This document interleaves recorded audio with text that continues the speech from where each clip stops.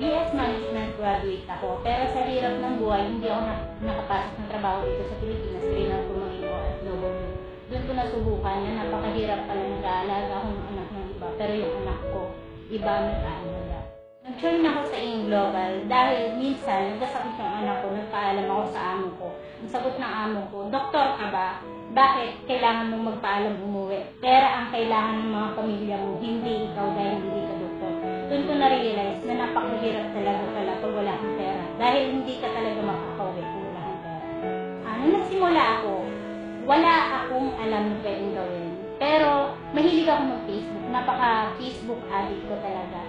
Share lang ako ng share nung una. Hanggang sa merong nag-inquire. Sabi ko, pwede palang gamitin ang Facebook. Doon na ako nag-start na gamitin yung Facebook. Kahit na naglilinis, tuloy-tuloy pa rin ang share ng business. Ginagawan ko ng paraan, nagtatago ako sa CR pag nandiyan ang amo. Facebook pa rin ang Facebook. Pag nakatalikod ang amo, Facebook share pa rin about sa Fortnite. Yun yung ginawa ko. Because of AIM Global, na-terminate ko yung amo ko dahil mas sinigitan na nito yung sahod ko sa abroad. Umuwi ako ng Pilipinas, agad-agad lining yung cheque ko, worth 300,000. Nag-full time na kami mag-asawa.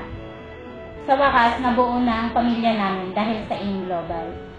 Then, after 6 months na nagpo-full time kami, doon naman kami nagkaroon ng first car namin na Innova, 2012.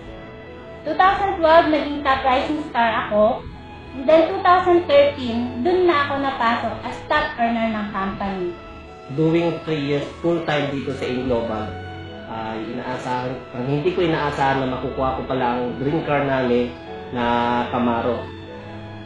Hindi ko akalain din na sa dati kong trabaho na nagdadrive ako na bilang isang delivery crew, ngayon nagdadrive na ako ng sarili kong sasakyan na yun nga ay si Bumblebee. Ito yung pinaka-ultimate dream namin mag-asawa, magkaroon ng sariling bahay. Nakuha namin itong townhouse worth 2.7 million. Doon na unti-unting nabuo yung pamilya namin na may sarili na kaming bahay na hindi na kami nakikitira sa pamilya namin.